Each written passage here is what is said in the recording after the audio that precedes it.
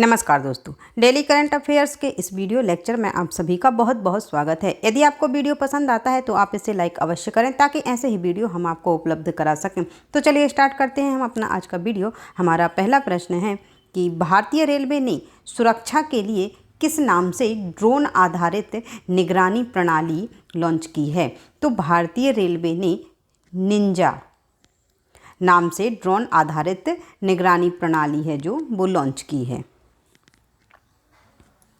भारतीय रेलवे ने कोविड-19 के समय में यात्रियों को ट्रेनों के सफ़र में सुविधा पहुंचाने और ट्रेनों पर नज़र रखने के उद्देश्य से निंजा ड्रोन आधारित निगरानी प्रणाली को लॉन्च किया है। रेल मंत्रालय में रेलवे की परिसंपत्ति की निगरानी, जांच, वर्कशॉप एवं कारशेड की सुरक्षा एवं अपराधियों द्वारा कूड़ा फेंके जाने वाले रेल परिसरों में इस निगरानी के लिए इसे स्थापित किया गया है।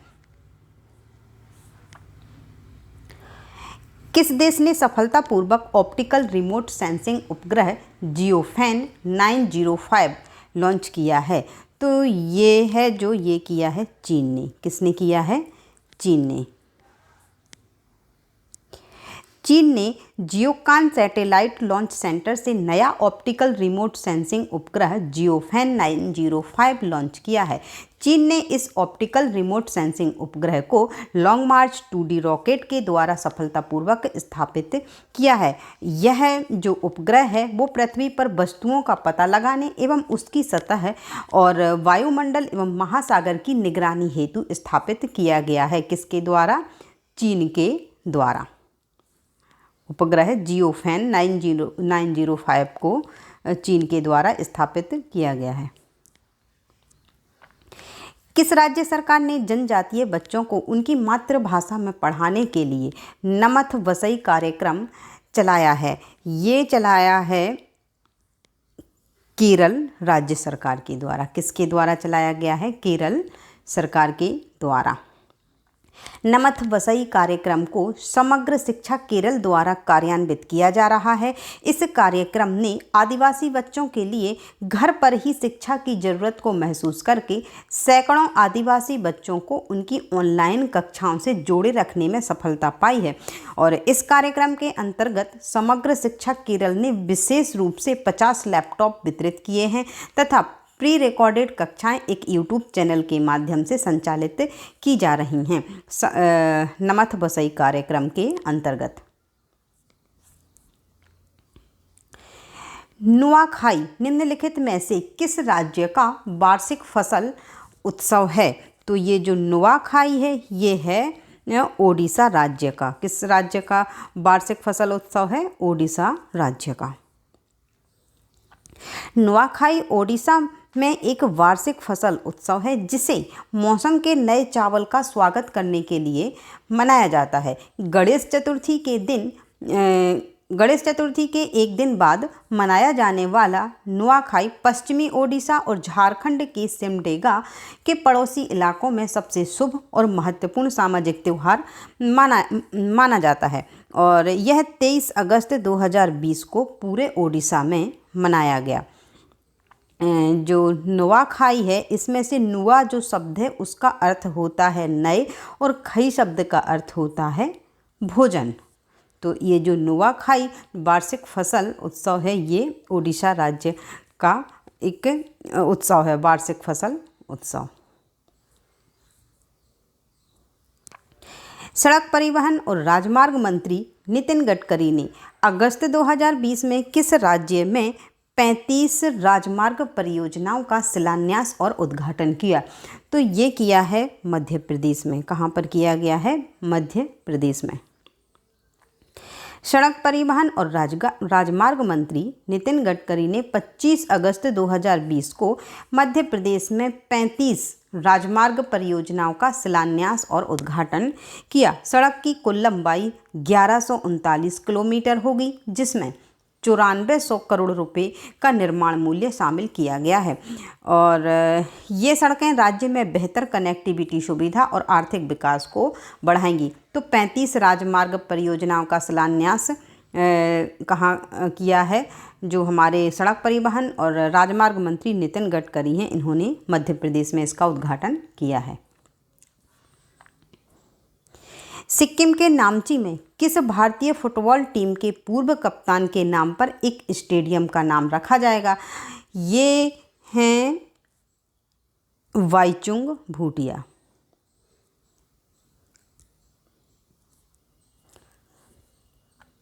सिक्किम के नामची में भारतीय फुटबॉल के पूर्व कप्तान वाईचुंग भूटिया के नाम पर रखा जाएगा और यह स्टेडियम वाईचुंग भूटिया की जन्म स्थली दक्षिणी सिक्किम के तिनकीतम जिले में 25 किलोमीटर दूर होगा। भारत में यह अब तक का पहला स्टेडियम होगा जिसका नाम किसी फुटबॉलर के नाम पर रखा जाएगा। वर्ष 1995 में भारतीय सीनियर फुटबॉल टीम में पदार्पण करने वाले वाईचुंग भूटिया ने 2011 में फुटबॉल से संन्यास ले लिया था।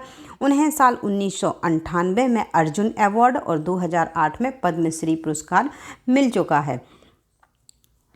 तो जो ये स्टेडियम है सिक्किम में बनने वाला है जो उसका नाम रखा जाएगा फुटबॉलर वाईचुंग भूटिया के नाम पर।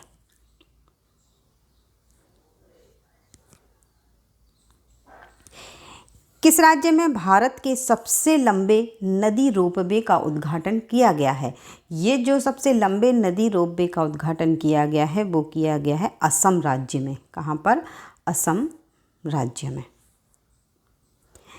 असम में भारत के सबसे लंबे नदी रोपवे का उद्घाटन किया गया। जो रोपवे होता है वो तारों के जरिए नदी पार करने वाला एक वाहन होता है जो कि असम में बनाया जा रहा है और इसका उद्घाटन किया गया। यह रोपवे है जो 108 किलोमीटर लंबे रास्ते को ये कवर करेगा जो कि ब्रह्मपुत्र नदी पर गुवाहाटी और उत्तरी गुवाहाटी को आपस में जोड़ेगा।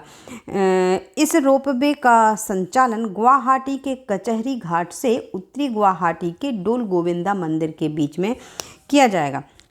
इस रोपवे के कारण यात्रा का समय घटकर 8 मिनट रह जाएगा। अब ये यात्रा कितने समय में पूरी हो जाएगी? 8 मिनट में। इसके निर्माण में 56 करोड़ रुपए की लागत आई है। केंद्र सरकार ने हाल ही में रक्षा अनुसंधान और विकास संगठन DRDO के अध्यक्ष जी सतीश रेड्डी के कार्यकाल को कितने साल के लिए बढ़ा दिया है? तो ये बढ़ाया गया है 2 वर्ष के लिए और बढ़ा दिया गया है सतीश रेड्डी के कार्यकाल को। प्रसिद्ध वैज्ञानिक जी सतीश रेड्डी को रक्षा अनुसंधान और विकास संगठन के अध्यक्ष के तौर पर 2 वर्षों का सेवा विस्तार दिया गया है। उन्हें अगस्त 2018 में 2 वर्षों के लिए इस पद पर नियुक्त किया गया था और इनकी जो नियुक्ति समिति ने DRDO अध्यक्ष के रूप में सतीश रेड्डी के कार्यकाल के विस्तार को मंजूरी दे दी है और साथ ही 26 अगस्त के बाद 2 वर्षों के लिए वह DRDO के सचिव भी रहेंगे।